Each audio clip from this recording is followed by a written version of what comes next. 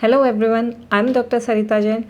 I discussed about the causes and diagnosis of the genitourinary syndrome of the menopause in my previous video. In today's video, I'm going to discuss about the treatment part of the GSM. Estrogen is the mainstay of treatment for the GSM, and several forms of estrogen therapy are available for treating GSM. They can be administered either systemically or locally. Systemic estrogen therapy is available as capsules, tablets, transdermal preparations, or vaginal ring, and it is used generally when GSM symptoms are accompanied by other menopausal symptoms like hot flashes. While local estrogen therapy is mainly available as vaginal cream, tablets, and drinks. It is recommended as the first line pharmacologic treatment by the North American Menopause Society and the International Menopause Society. It is generally recommended that women should be treated with the lowest dose and frequency that effectively manage their symptoms. The aim is to minimize the potential side effects while providing relief. This is the table that provides an overview of the various estrogen therapies available for the treatment of GSM, their forms, doses, and administration route. For the systemic use, oral tablets, transdermal patch, and vaginal rings are available. Dose for the oral tablets are 0.5 to 2 mg daily. For transdermal patch, 0.025 to 0.1 mg per day, and for vaginal ring, 0.05 to 0.1 mg per day. For vaginal, for local treatment, vaginal cream, vaginal tablets, and vaginal rings are available, and dose for vaginal cream is 0.5 to 1 gram daily. For vaginal tablet, 10 to 25 microgram daily, and for vaginal ring, 7.5 microgram per day. Now, systemic therapy for the treatment of the genitourinary syndrome of menopause. Systemic therapy is commonly used to treat vasomotor symptoms like hot flashes, and it can also help alleviate symptoms of GSM. When a woman experience both vasomotor symptoms and vaginal atrophy, systemic estrogen therapy is typically the treatment of choice, and specific regimen depend on whether the woman has undergone a hysterectomy or not. If there is history of hysterectomy, estrogen alone is usually prescribed.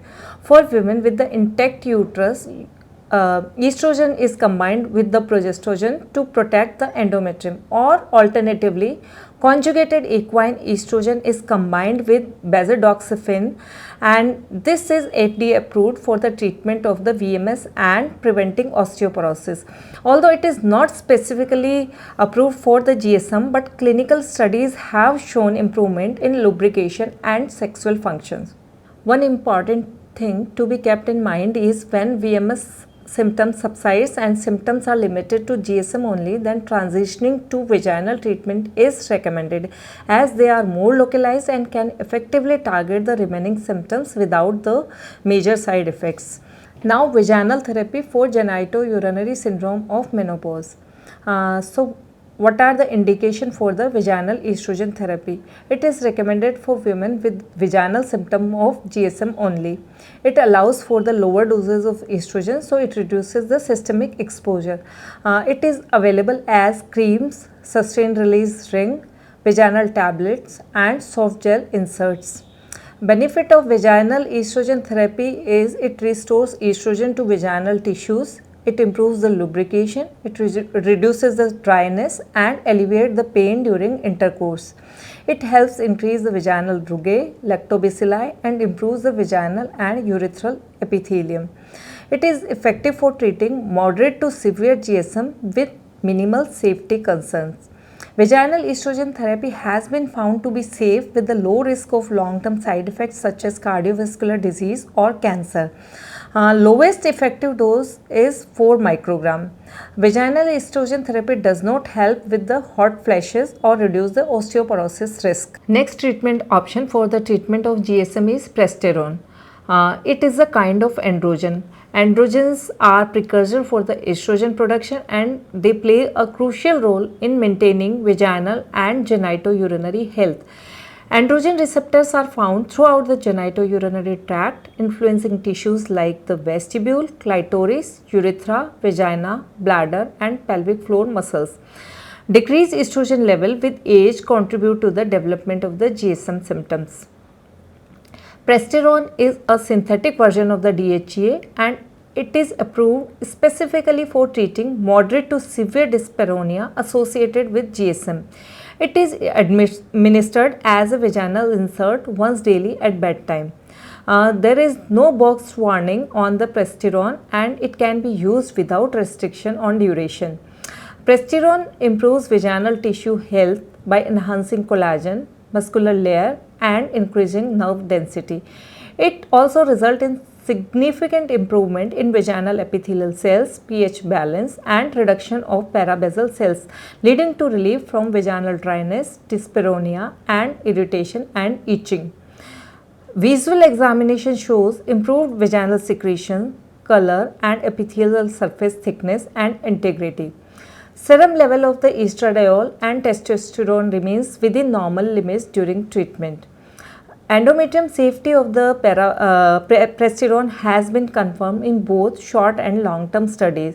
Most common side effects associated with it are vaginal discharge and abnormal pap smear. Progesterone has not been tested in women with breast cancer or those with history of breast cancer. So, caution may be required in this population. Next treatment option for the treatment of GSM is ospemifene. It is an oral medication and it is classified as selective estrogen receptor modulator. It is approved for the treatment of moderate to severe dyspareunia and moderate to severe vaginal dryness. Both are symptoms of vulvovaginal atrophy due to the menopause. Ospemifene works by mimicking estrogen's effect in certain tissue, including the vaginal tissue, to alleviate the symptom of GSM. Studies suggest ospemifene may have estrogen-like benefit on bone and anti-estrogenic effect on the breast tissue, but it is not approved for osteoporosis prevention or use in the breast cancer patients. It carries a boxed warning similar to other estrogen-based products. This warning emphasizes potential risk, particularly for women with certain health conditions. Ospemifene taken in a 60 mg dose effectively reduces the severity of the dyspareunia and improves vaginal dryness. It also decreases vaginal pH. It reduces the number of parabasal cells, that is immature cells indicative of atrophy, and increases the superficial cells which are mature cells and reflects the healthier vaginal tissues. Most common side effect of the ospemifene is hot flashes and vaginal discharge, muscle spasm, genital discharge and excessive sweating. A meta-analysis of the randomized trial indicate that the ospemifene is generally well tolerated with a favorable safety profile. Despite the beneficial effect on the vaginal symptoms and bones, it is essential to monitor for any adverse reaction, particularly in women with the history of hormone-sensitive conditions. Certain compounded preparation are also available for the treatment of GSM. They have lower risk, but these products lack the rigorous testing and FDA approval required for the other therapies. Major medical organizations advise against using compounded hormones unless some medical condition prevents using the FDA approved products. Estriol is also available for the treatment of the GSM. It is a weak natural estrogen and it is used outside the US for the treatment of the GSM. Low dose estriol vaginal gel improves the vaginal maturation and pH in postmenopausal women. When it is combined with the Lactobacillus acidophilus, it helps relieving GSM symptoms and restore the vaginal flora. It is not FDA approved for any medical indication. Now, what are the guidelines for the treatment of GSM in women with either history of or a high risk for the breast cancer? Both the American College of Obstetrician and Gynecologists and the American Society of Clinical Oncology recommend non-hormonal treatment like moisturizers, lubricants and pelvic floor therapy as the first line therapy for women with the current or history of estrogen dependent breast cancer. Vaginal estrogen therapy is considered only after non-hormonal options are ineffective. Ospemifene is not recommended for women with or at high risk for the breast cancer due to insufficient studies on its safety in the population. Progesterone has also limited studies in women with history of breast cancer, but some recent research with compounded DHEA suggests improved sexual function and pain scores in those treated with the progesterone. Apart from the medical treatment, certain adjunctive treatments are also available for the treatment of the GSM. First is lubricants. They provide short-term relief from the mild to moderate vaginal dryness and dyspareunia. They are available in water, silicone mineral or plant oil based forms. Water based lubricants are more preferred as they are less likely to cause genital irritation and they are non-staining. Next is moisturizer. They rehydrate dry mucosal tissue and they mimic natural vaginal secretions. They are used several times a week and they provide long-term relief from vaginal dryness and atrophic vaginitis. They can be used independently of the sexual activity and in combination with other GSM treatments. Next option is hyaluronic acid. Vaginal hyaluronic acid is a colorless gel. It helps alleviate the vaginal dryness by releasing water molecule into the tissues without irritating the mucosa. Physical therapy and dilators can also be used for the treatment of the GSM. Dilators are used for the gentle stretching of the vagina, they are especially helpful for women with the vulvovaginal atrophy and vaginal constrictions. They should be lubricated and they come in graduated size to gradually ease the discomfort. Pelvic floor physical therapy is effective for treating the high tone pelvic floor muscles associated with the painful sexual activity.